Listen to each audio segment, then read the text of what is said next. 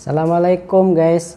Oke, di video kali ini saya akan bercerita tentang pengalaman kita bekerja di Malaysia. Bisa dikatakan sebagai pekerja migran untuk penempatan Malaysia. Apalagi di musim COVID-19 ini.